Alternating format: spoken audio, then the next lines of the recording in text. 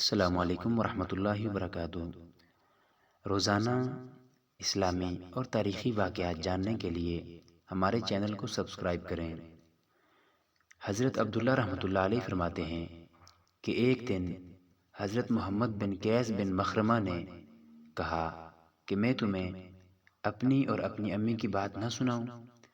ہم نے سمجھا کہ وہ اپنی حقیقی ماں کی بات بتانے لگے ہیں، لیکن انہوں نے فرمایا کہ حضرت عائشہ نے فرمایا کہ کیا میں تمہیں اپنی اور رسول اللہ صلی اللہ علیہ وسلم کی بات نہ بیان کروں؟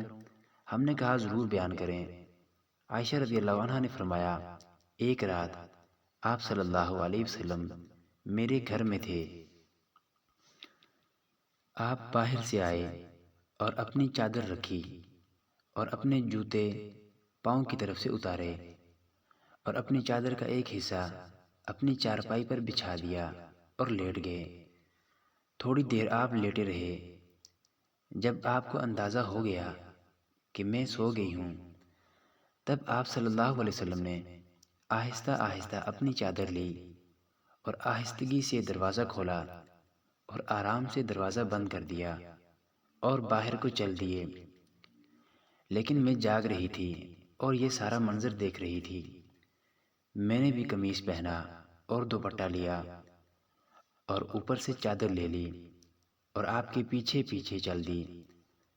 آپ بقیع کے قبرستان میں تشریف لے گئے۔ آپ نے کافی دیر وہاں لگائی۔ آپ نے 3 بار ہاتھ اٹھا کر دعا فرمائی۔ پھر آپ وہاں سے لوٹنے لگے اور میں بھی جلدی سے مڑی۔ میں جلدی سے چلنے لگی تو آپ بھی جلدی جلدی چلنے لگے۔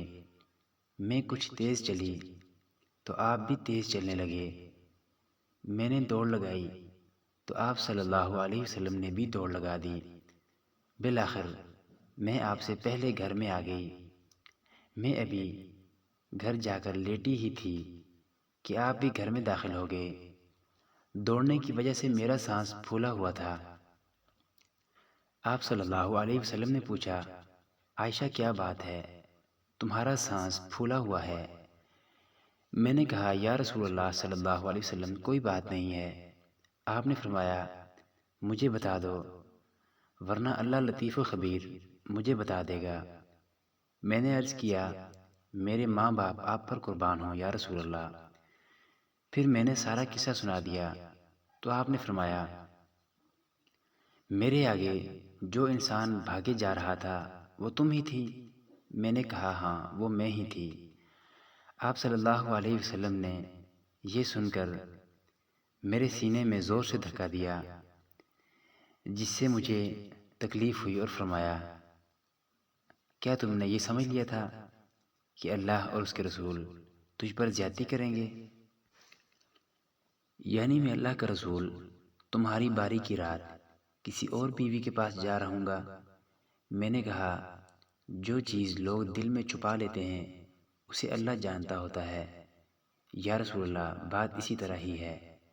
آپ صلی اللہ علیہ وسلم نے فرمایا عائشہ بات وہ نہیں تھی جو تم نے سوچی۔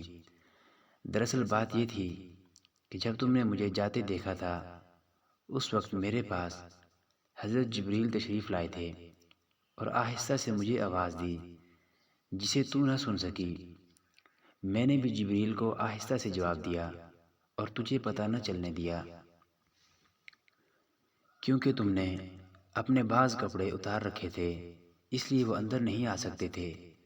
میں نے سمجھا کہ تم سو گئی ہو اس لیے میں نے تمہیں جگانا مناسب نہ سمجھا۔ مجھے خطرہ تھا کہ تم پر وحشت نہ طاری ہو جائے۔ جبریل علیہ السلام نے مجھ سے کہا آپ کا رب آپ کو بقیع کے قبرستان میں مدفون صحابہ کے لیے بخشش کی دعا کرنے کا حکم دے رہا ہے، اس لیے میں اٹھ کر چلا گیا۔ عائشہ رضی اللہ عنہا فرماتی ہیں کہ میں نے آپ صلی اللہ علیہ وسلم سے گزارش کی کہ میں اگر قبرستان میں جاؤں تو کیا دعا پڑھوں؟ آپ صلی اللہ علیہ وسلم نے فرمایا یوں کہو السلام علی اہل الدیار من المؤمنین والمسلمین ویرحم اللہ المستقدمین منا والمستأخرین وَإِنَّا إِن شَاءَ اللَّهُ بِكُمْ لَلَاحِقُونَ۔ اے قبر والو، مومن اور مسلمانوں، تم پر سلام ہو۔ اللہ ہم سے پہلے والوں اور بعد میں آنے والوں پر رحم فرمائے۔ اگر اللہ نے چاہا تو ہم تمہارے ساتھ عنقریب ملنے والے ہیں۔